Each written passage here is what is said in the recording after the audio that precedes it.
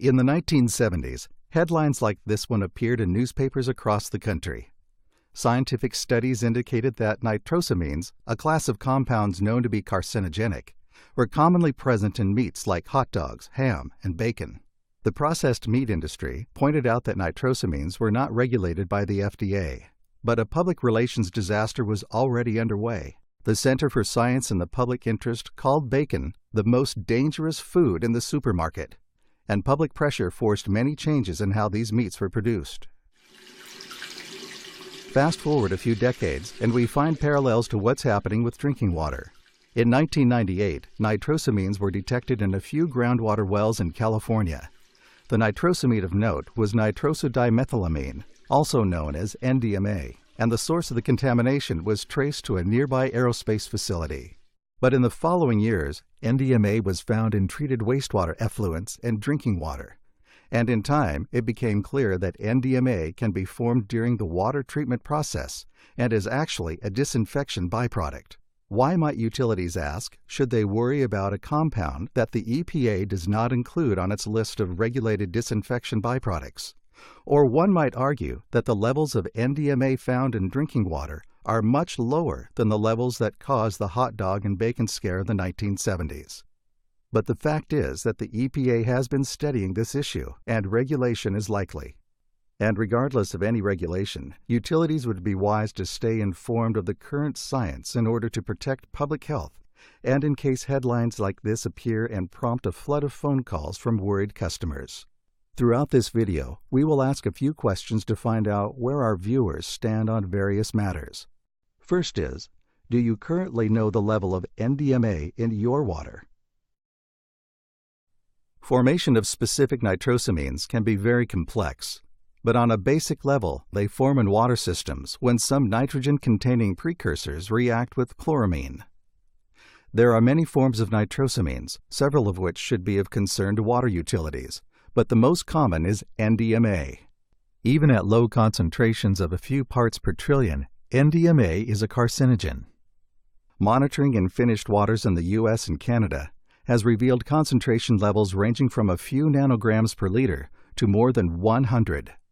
How NDMA ends up in drinking water is largely a story of unintended consequences.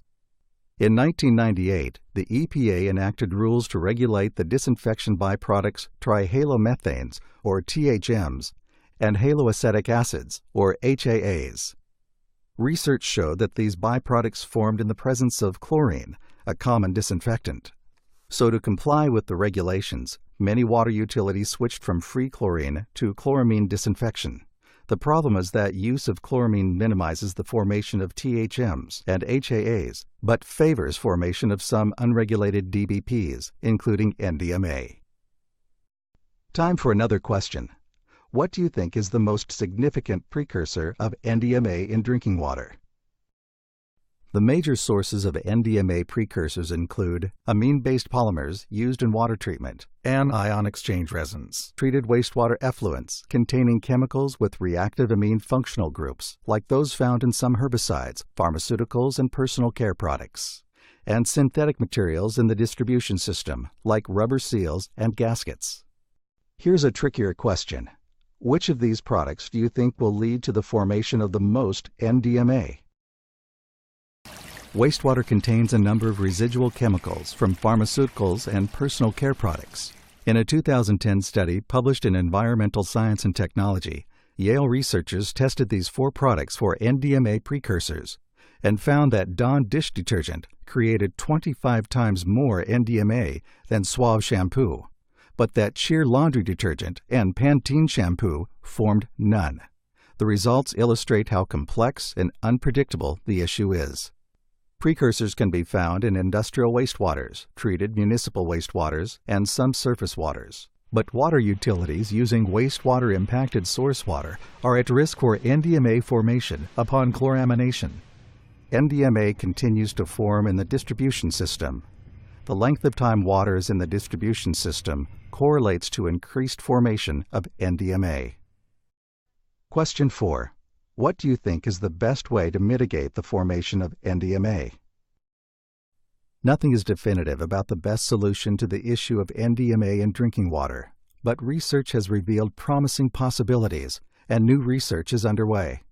Beyond protecting source water, some of the easiest steps utilities can take to find ways to optimize their current operational parameters to minimize formation of dichloramine, the active inorganic chloramine in NDMA formation are the order and location in which chlorine and ammonia are added, the contact time, and the pH of the water during treatment.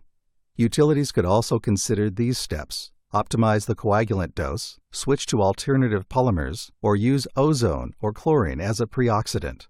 Among the methods to minimize the formation of NDMA, the following show promise: activated carbon adsorption, biological filtration, riverbank filtration, UV advanced oxidation processes.